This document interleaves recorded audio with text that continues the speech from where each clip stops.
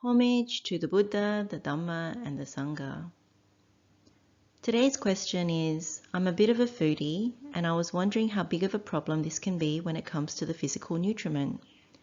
When we went through the Buddha's teaching on how we should view food in the Sun's Flesh Sutta, and then more recently the process of craving, it really made me look at my relationship with food. Do you have any advice on applying the Buddha's teachings to food obsessions and even eating disorders? So, with your question, you're leaning to food being a problem and seeing it when you hear the Buddha's words. And it's actually quite true that when we misapprehend food, when we don't see it for what it really is, when we make more out of it, and when we don't contemplate food in the way that the Buddha recommends, which is to see it more from the point of view of nourishment of the body, then the consequences of that can be quite dire, because one of the main reasons that people are reborn is due to wanting to taste food, wanting to search out food. And of course, food, when we really look at our lives, it takes up a lot of time in our lives, but also we seek great pleasure, great happiness from food. We resort to food when we have unhappiness in our lives, when something goes wrong, when we're feeling down or heavy, when the mind is not bright. We also turn to food as a way of celebration, and we turn to food for many, many reasons, more than just nourishment. And when you look at how we even look at food now, in terms of even the simile that the Buddha gave for the sun's flesh, we actually play with our food, we decorate it, we use it in terms of making ourselves attractive for bulking up. We just simply make more out of food. And so it becomes a huge problem, because at the end of the day, in a nutshell, when you misapprehend food and you sustain this craving for food, when it comes to consciousness re-establishing, once you pass away and the craving is still there, then what happens is you crave to taste food, and the only way to do that is to create a body, to create a tongue, to create an eye, to create an ear, nose, mouth, body, essentially. And so it becomes a problem at that point. And so when you continuously go with food and take too much delight in food, then it leads you down that track. You're in no way training yourself out of that habit tendency. And so when the mind gets distressed, particularly at the point of death, and you get that choice about what to do next in terms of whether the mind is calm or whether the mind is distressed, then at that point, if the mind is distressed, then it will go towards what it inclines. Now, if it's leaning towards Nibbana and it sees very clearly that food is not to be taken in that way, that it's a perversion, a corruption, then you have some hope, you have some prudence in how you make that decision, and there's wisdom backing that. So that's why these meditations really help, is because you start to disentangle yourself from the wrong view around food, then the wrong thoughts around food, and of course you don't misperceive food. And that's what the training in terms of meditation is about when it comes to the physical nutriment. So we can revisit some of that in terms of how we apply the Buddha's teaching. And there's a few other things that are helpful in looking at that. Some of which is very strong medicine, but if one is really inclined to break through any misapprehension about food, then it's actually quite helpful. And of course, as lay people, we have more freedom when it comes to food. So when you think about when someone ordains as a monastic, there are certain rules around food, and it's very much around not taking delight in food, not lusting after food, and therefore your container is much more safe. Whereas as lay people, when you earn money, you have the ability to buy all kinds of different foods. You can eat at any time of the day. You're not restricted by eating only before the midday. And you're not restricted in terms of storing food. And so when it comes to lay people, we have so much freedom when it comes to food. and so much opportunity to go and view and visit places that have food, the ability to indulge in social media, to keep contacting pictures of food, that it becomes quite overwhelming. And if you have people always talking about food, it's the same kind of thing, that you're never away from contacting food and contacting, looking at it, smelling it, all the things associated with the sense faculties and food. So as we saw when we looked at the Samadhi Bhavana Sutta in terms of the arising and passing away of the 5 aggregates, we looked at craving, because when it comes to the 4 nutriments, including the physical nutriment, the source of these nutriments is really craving. The source, the origin of all these is really craving. And so when you look at this particular slide, what we're looking at is what we went through when we looked at the Samadhi Bhavana Sutta, which is the process of craving.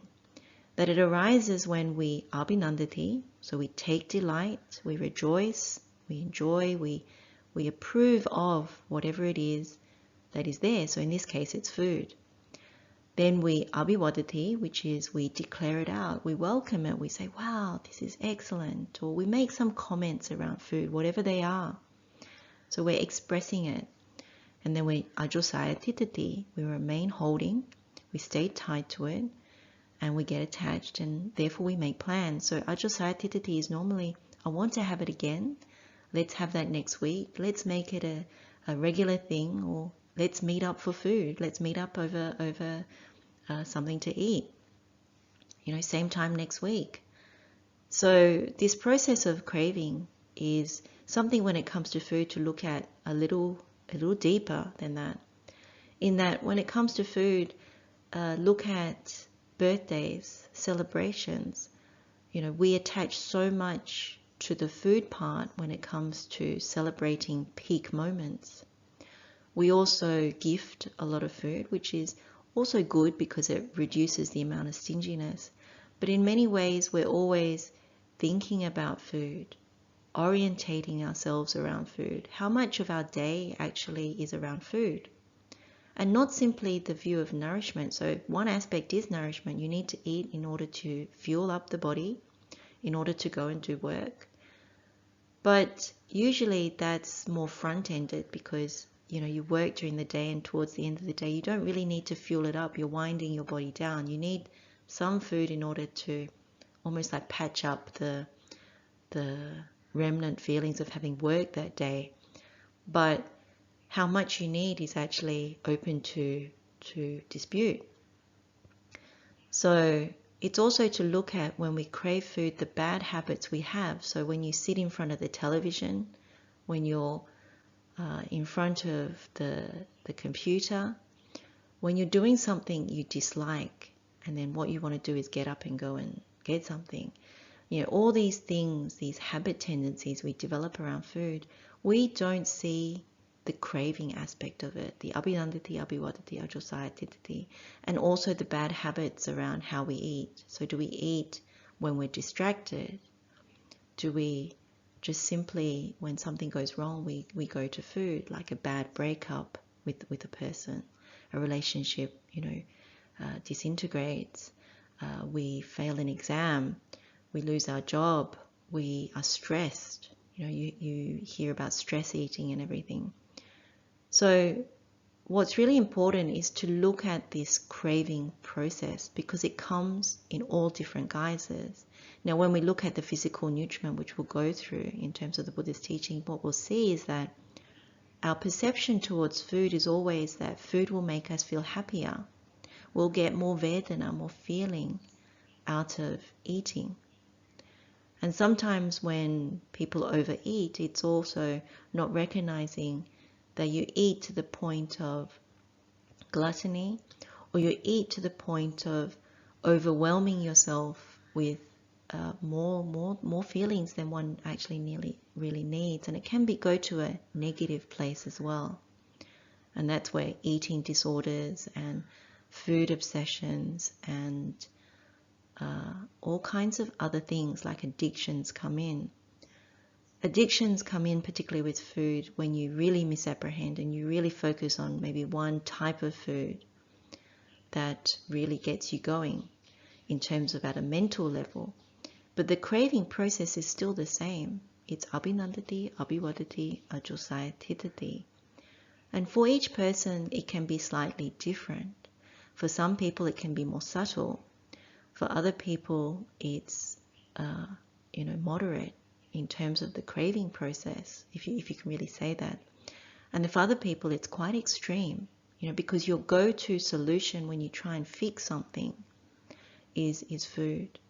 When it's good, when it's bad, when it's really terrible, that you've trained yourself that food is the solution. But the disorders and the addictions come in when the mind goes very corrupted, and in seeking out that as a solution, it becomes then a problem. And so really what the Buddha encourages when we go through a few other things is really to start correcting the view. So craving is the aspect of where we go very corrupted and we take too much delight, or we try and use it as the problem to fix things. And so the way we speak about food is very revealing. It's good to listen to one's own self-talk, as well as to listen to the type of talk one says to another around food. How much do we glorify food? How much do we compare food? How much of the topics of conversation around food and where to get food and to have it again and to make more out of it? And so that's what you really do when you look at the process of craving. Look at the 4 nutriments. The one that we really hone in on is, of course, the physical nutriment. So the first unprofitable direction. And one has to be very clear that it is an unprofitable direction, because where you go to is the wrong way through desire. And the ultimate sense is really the predicament that when you pass away, if you die with this going the wrong way with desire, the desire is actually, if you have a very strong desire around food, why it is a problem is that immediately when you lose this particular body and you are about to pass on, then in that distressed mode, you start to go towards something you're familiar with. And if the craving is very strong for form, and in particular food, then you want to have food. So with food, what do you need? In order to experience the feeling for food, the taste, you need a tongue, you need a mouth, therefore you need a body. And so that's the grave predicament. And we don't know what kind of birth we will get depending on our merit and what we've actually put away in terms of that merit balance. And when that happens, you could be reborn in a lower realm. You could be born as a hungry ghost. You could be born as an animal. The craving for food, if you look at animals, what are they always searching for? They're always searching for food. You look at birds on the trees, they're looking for food. You look at worms in the ground. You look at snails. You look at in the wild, like in the jungle, it's always looking for food. Hungry ghost realm. You read stories in the Petavatu about very big bodies and very small mouths. You hear about having different kinds of heads in a different kind of body, but it's because of the type of view one has taken at the point of death around food. So there are various things around that, and so what you get to eat in those realms is not necessarily pleasant. So these are the things that one needs to actually ensure that you comprehend, take in, understand what the Buddha warns us about. Now, of course, when it comes to, say, the taint of sensual desire, which is halfway down this unprofitable first direction, what Buddha always says about the taint of sensual desires is that we have a very strong perception or post-perception that we'll get pleasure out of having this food. And so that's what really drives us, that we expect pleasure from eating food, so we hold on to it. So even a person with an eating disorder or a food addiction, the strongest thing that one holds on to is that this will give me pleasure. But then later on with the person with the disorder, guilty feelings comes in because you overindulged, you overdid it. And despite there having been pleasure, there was also a lot of displeasure. But remember, feeling comes in three forms. You have an agreeable object, a disagreeable object, and a neither agreeable nor disagreeable object. And so the feeling through that sense contact that you perceive as pleasurable, painful, or neither painful nor pleasurable, you actually come to these three kinds of feelings. And you eventually result in dukkha, three kinds of dukkha. But even for the person with a disorder or an obsession or an addiction, it may start out as pleasant or pleasurable, but it can wind up as painful. And so you end up going, this way that ends up in either painfulness in change, vipranama dukkha, painfulness in pain, or painfulness in construction.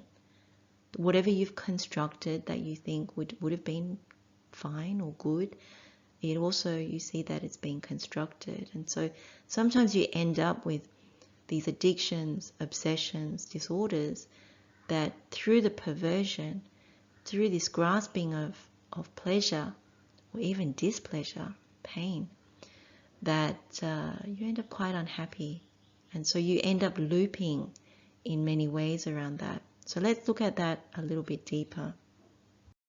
Let's go through this looking at food in particular.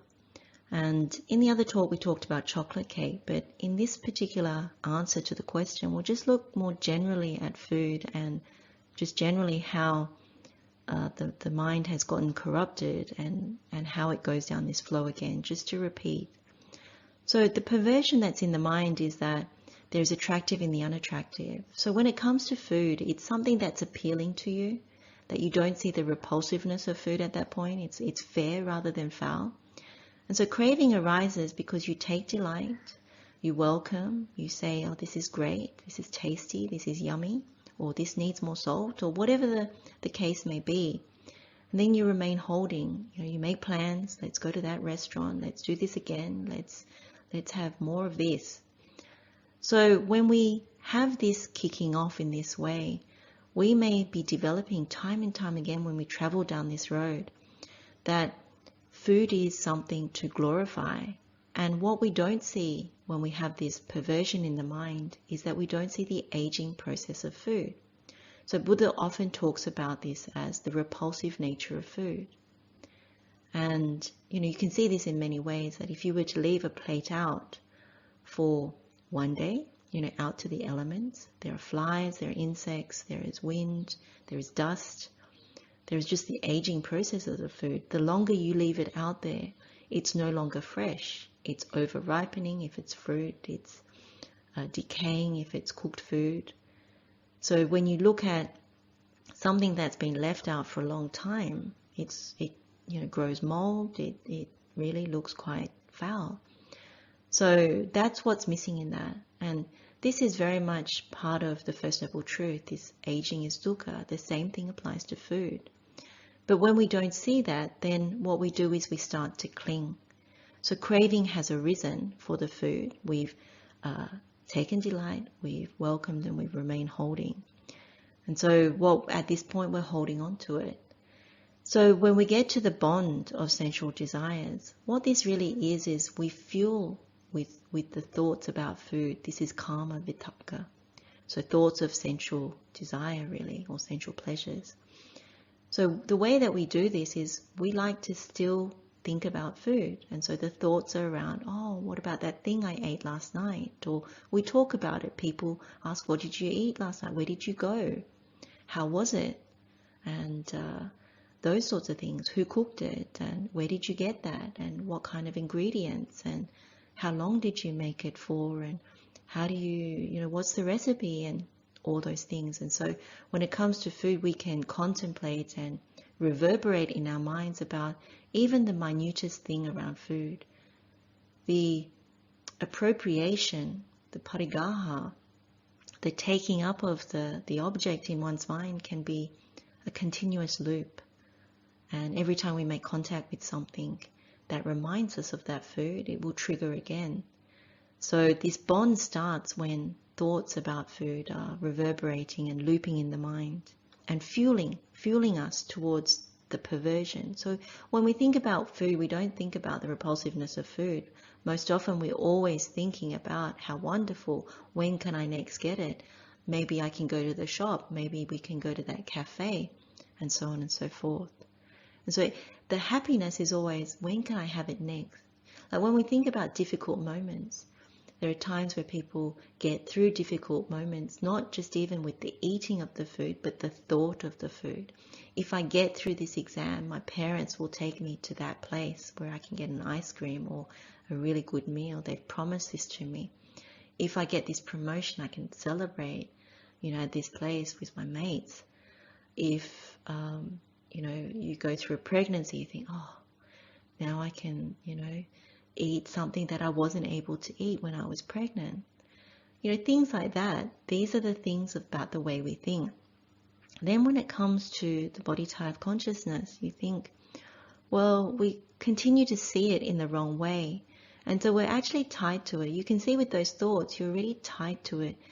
If you don't get it at that point, if you don't execute those thoughts, one can already start to be quite sad, maybe even angry, maybe even disappointed. All kinds of emotions arise, but we don't think about the foul nature of food, the aging process of food.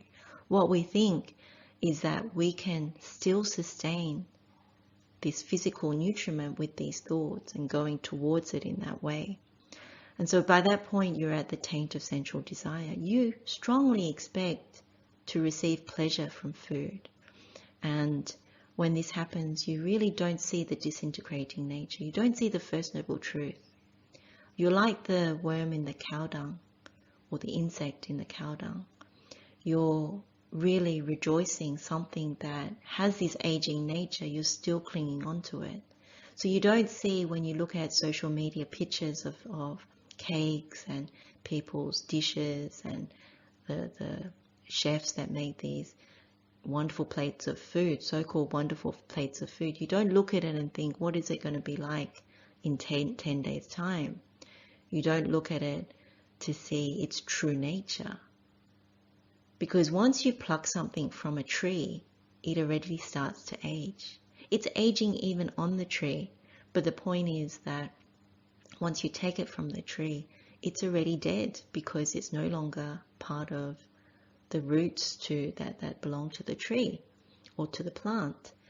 So we fail to see that. And when we put lots of spices and lots of salt and all these things, it becomes some other concoction. So at that point, the strong expectation is there in any case. So when we're flooding with sensual desires, this food, we're completely deceived. There's no point at which we really see it correctly. And it's more than nourishment. We take so much delight in it. We have to be quite honest about that. That food can sometimes be seen as our savior in our minds, beyond nourishment, but for the feeling of it. That's how it's linked to contact as nutriment. And we can continue to reconstruct it in our minds.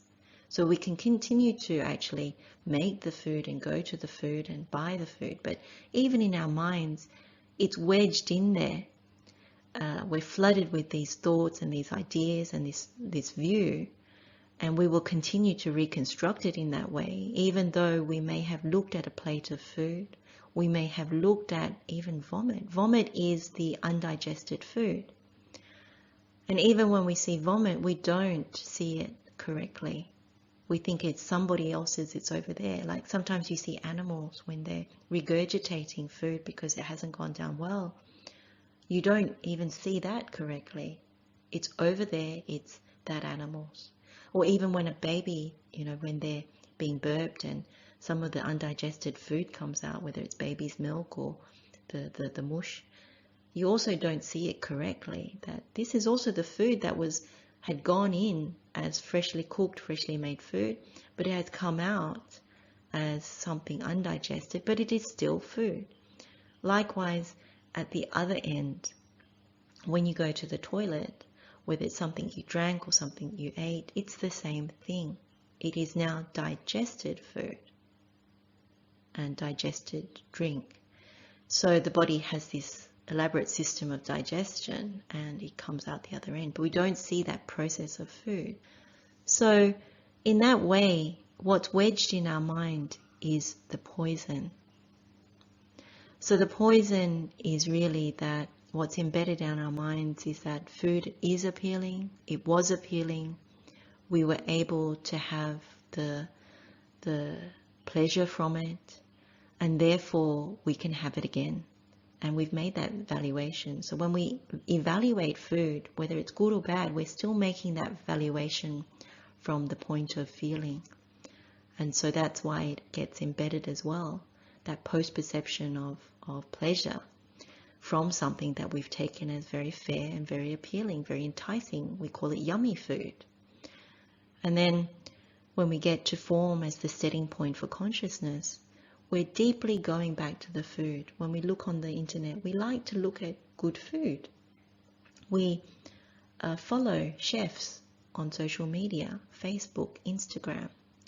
On TikTok, we're looking at people, how they quickly make food in whatever way it is. We have, what do you call it, social media posts that are very, very popular and, you know, grab a lot of likes. A lot of them have to do with food. So that's what we always contact. And these programs on television like MasterChef, the Great Baking, whatever it's called, all these different programs that are associated with it, they actually reinforce this. And so when we watch consistently, then we're embedding and we're being okay with that poison wedged in our mind, which is that there is fair in the foul. There's something appealing in the repulsiveness. And so that doesn't serve us very well when it comes to the ultimate exam. Because the ultimate exam is that you haven't protected yourself. There is no indriya samvara, there is no sense restraint. So when people come out of lockdown, the first thing they want to do is run out and go back to the place where they experienced happiness before.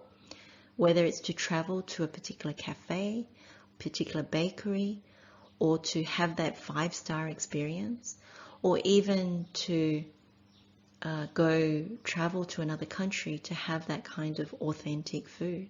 Because that's how strong that is. In order for me to be happy, to feel like all of this was worth it, I need to go and do that. So that is very strong. Now, when you look at that, you can see that obsessions come from that. When it's so strong, you would pay so much money in order to do that. Simple food is no longer enough. And when you look at your grocery bill during lockdowns and restrictions, you look at the type of things that you buy that maybe you didn't buy before, or things that you buy more of that you wouldn't have bought so much when times was considered normal.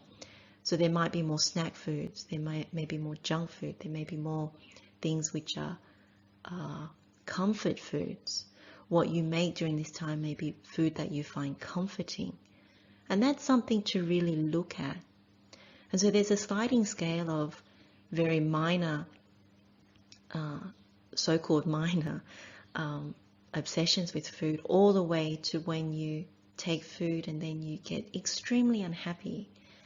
And the extreme unhappiness around food is also because you're unhappy with how the body changes with how much you intake. And there's also this misapprehension about the body. Body consciousness comes into it as well, because don't forget that the body is also the physical nutriment. And so when we also look at the body as whether it's fair instead of foul, whether it's attractive rather than unattractive, that is the link also to food. This body then becomes, how do I look? When you look at me, am I overweight? Am I attractive? Am I beautiful? And so you go down the same track as well when it comes to the body. The disorder that comes with eating and then the body identification is a huge one. So if you can actually look at it in two ways, firstly with the food, and then secondly when it comes to this body, you'll recognize that there's a perversion there.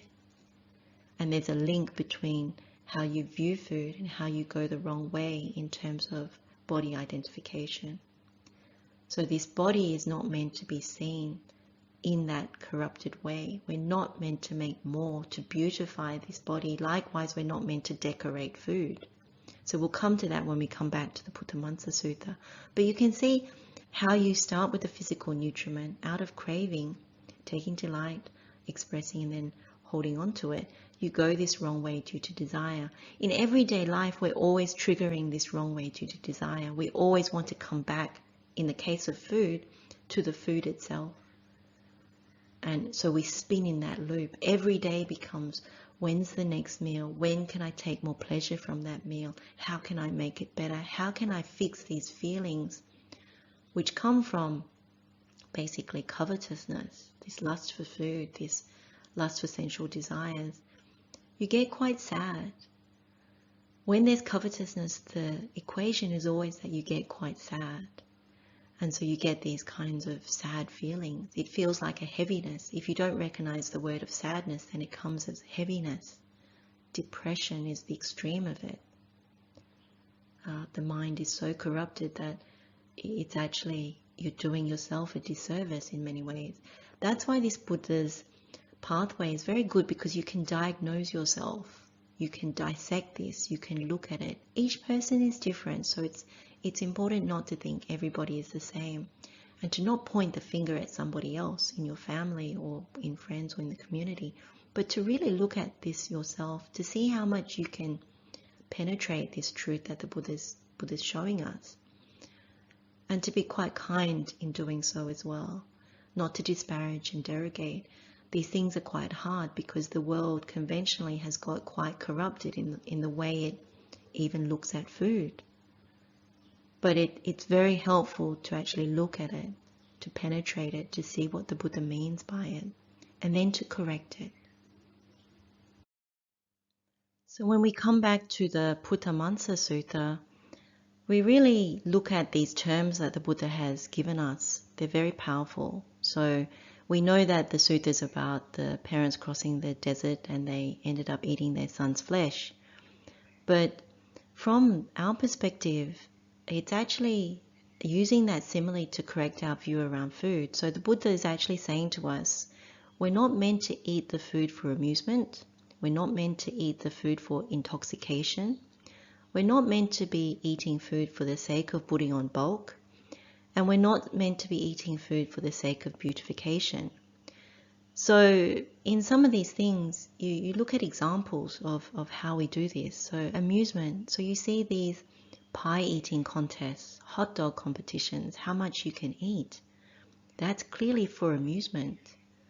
Like when you use food to play with it, it's not something that the Buddha recommends, because what you start to do is train yourself in a corrupted kind of view around food, that it's there for fun. And when it comes to intoxication, well, clearly part of that is also intoxication, but you're not meant to eat to the point that you are totally intoxicated with it, that your view around food is deeply embedded, that you get so much pleasure from it, more than just nourishment. So in many ways, you look at your habit tendencies. The way you apply that sutta is really to look at your habit tendencies around food, whether they're positive or negative. So whether they're obsessed or whether they're, in terms of disorder. But I would like to think that all of us are somewhat obsessed. So just because we label certain people as having a medical eating disorder or a medical obsession, addiction, all of us have a little bit of that anyway, because when we have this wrong view, if the Buddha is our doctor, the medicine is this, that we need to correct the thoughts, the views, and our perceptions around food. Because say, for example, we go to a buffet, our eyes are bigger than our stomach. And there are many things that happen when you're in front of, massive tables of all this food. So rather than dictating what one should do at the buffet table or at home or anything like this, that's not what this answer is about. But it's mainly to look at habit tendencies, to look at intoxication, to look at how we might treat food for fun, for play. And then when it comes to putting on bulk, when it comes to dieting, when it comes to overindulging and then over-exercising, when it comes to all the different ideas we have around diets, around non-dieting, around many, many things. So you see a lot of things right now in terms of exercise, but alongside that you see a lot of things around food and exercise, and guilt around food and exercise, and just generally guilty feelings. Guilt is sometimes also a trigger for understanding that there is some kind of corruption in our mind with food, that we haven't really dealt with it properly. That's not a bad thing as such. It's just an opening to look further at it for oneself. And then, of course, when it comes to beautification, this can be taken in a number of ways. I mean, it's open to interpretation. But when you look at decoration of food, food is really what it is. Like when you pluck it from the ground or from a tree, when you look at it at its rawness, you convert it into something. Now it can be cooked for us to eat. In order for us to eat it, some food really needs to be cooked or processed. But when you make more out of it, there is a danger there. So this is not to disparage chefs or to derogate or to say anything about one's livelihood or the craft that one has, the skill that one has. But when it comes to really seeing food correctly, that's a different thing. And one towards ultimate liberation, not to be bound to samsara. It's a completely different thing, but they are linked. And so if you prepare food, if you are a food critic, if your job involves food, then one has to also be quite careful, particularly if you're wanting to take this Dhamma in. So when it comes to beautification, it's also how we also have particular diets in order for the physical body, our physical bodies, and our relationship to food. There's something also there that needs to be investigated. So at the end of the day, what the Buddha is saying is that food is really to be taken for nourishment. There's this quote in the Sekapatipada Sutta that we're meant to take food in order to heal the sickness in the body. So the painful feelings that arise from hunger, we're meant to take food sufficient to overcome that sickness in the body, which is the hunger and the thirst. But we're not meant to increase the feeling towards food.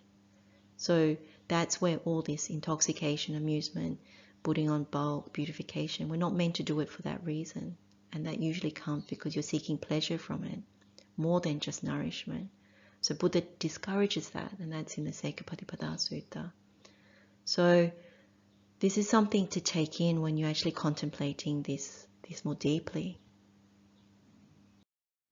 In many parts of the Sutta Pitaka, the Buddha also talks about repulsiveness of food. So you see the subha as part of food.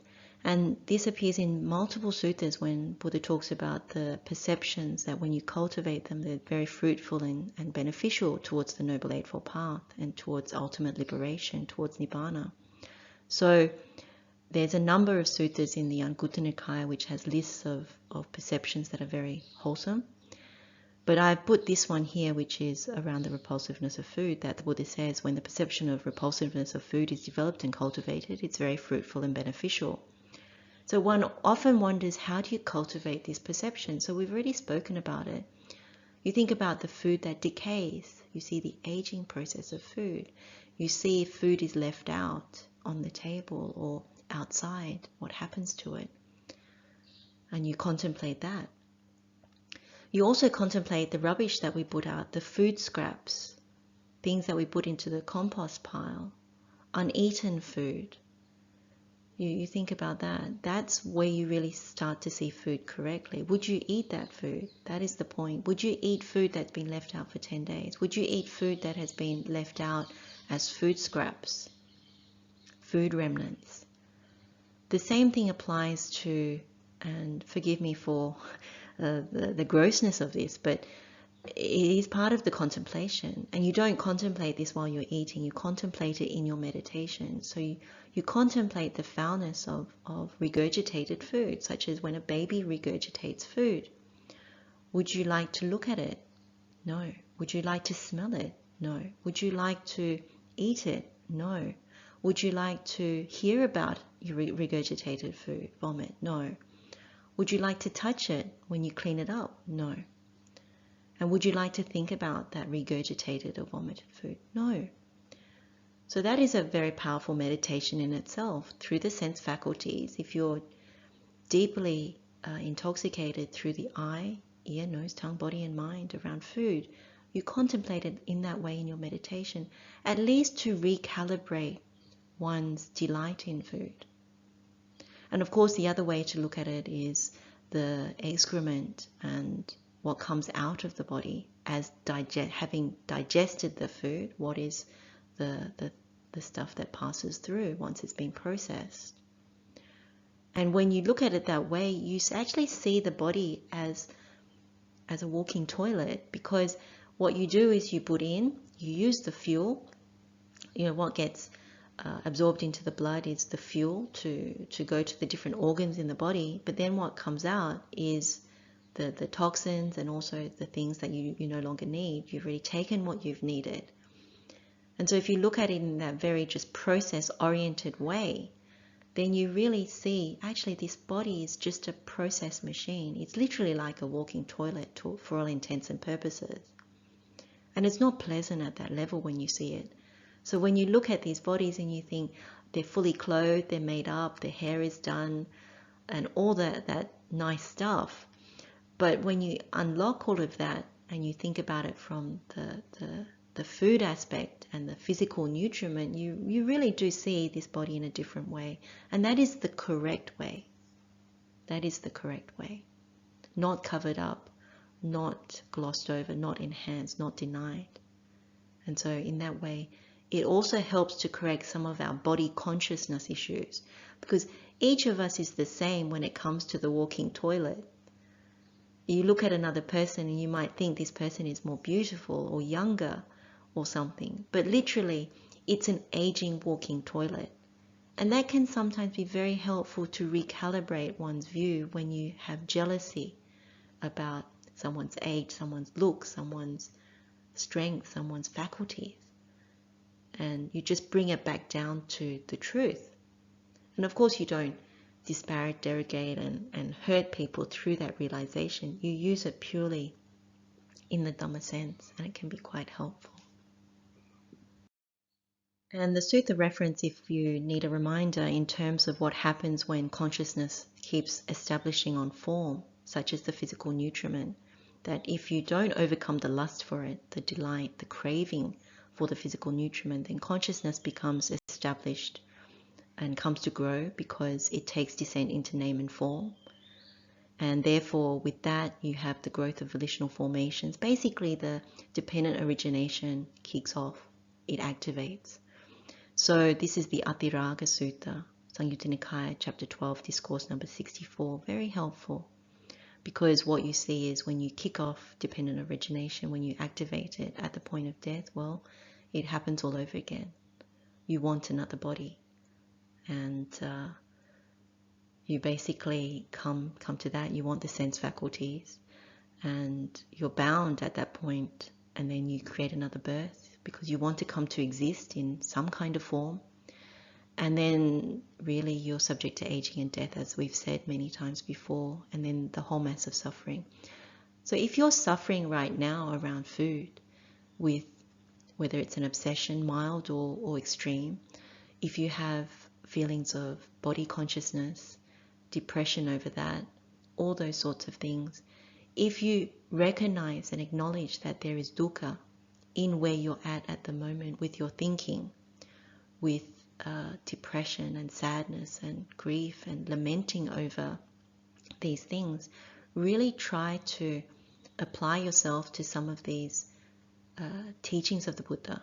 But not only that, really understand that whatever you're feeling right now, if you are reborn in a lower realm, so animal realm, hungry ghost realm, hell realm, due to this affliction over food, due to this affliction over the physical nutriment, even around one's own body, then it's actually quite a dire thing. Whatever unhappiness you have now, it can be multiplied to suffering that one can't even fathom. So the Buddha often talks that in lower realms, the suffering that one experiences there, particularly in the hell realms, he cannot even fully convey to us.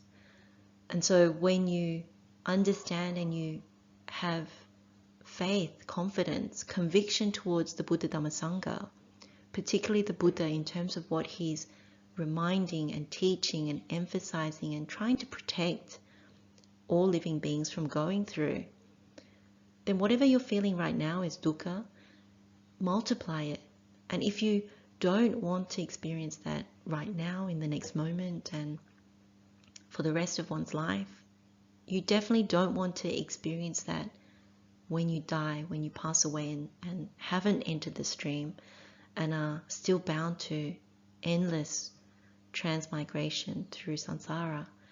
So whatever it is that is apparent for you now, use that as the impetus, the push to see through the corruption, the perversion around food.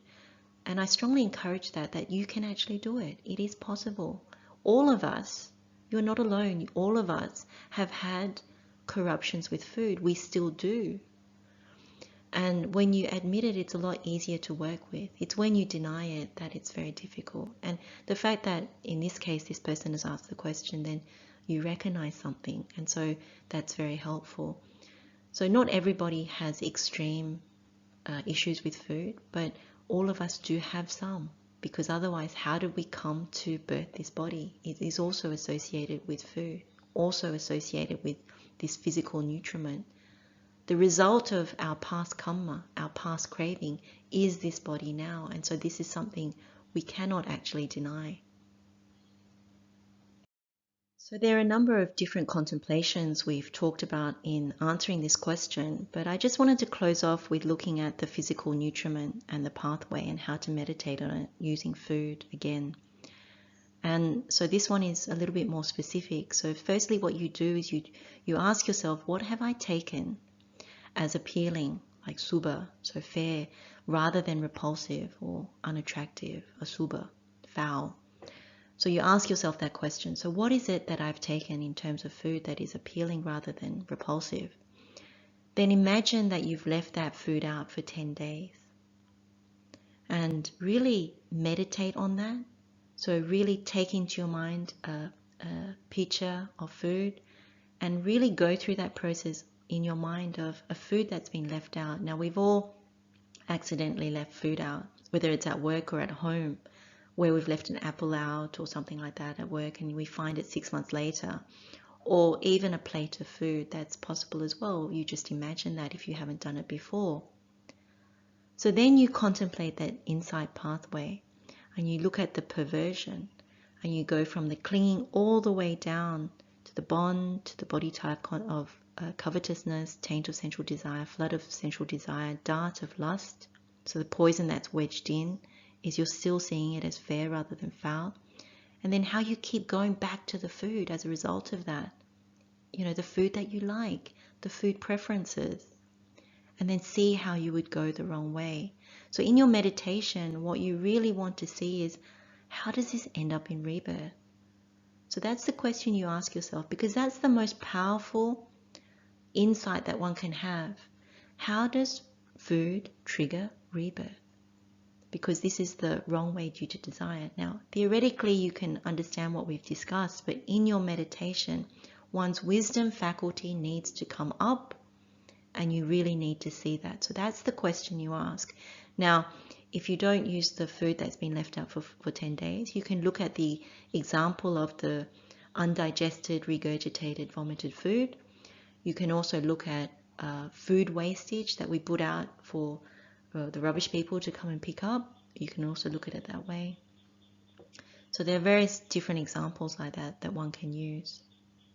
So I would strongly recommend, if there is, you feel that there is an issue with food there and you really want to overcome one's craving for food, then these are some of those meditations you can do, and to really penetrate it, because once you've diagnosed it, then the medicine becomes easier. And the medicine is really coming to understand really the First Noble Truth and really working our way through. So we will be looking at this. We will be looking at Dukkha Patipada Danda Binya, painful way with slow realization.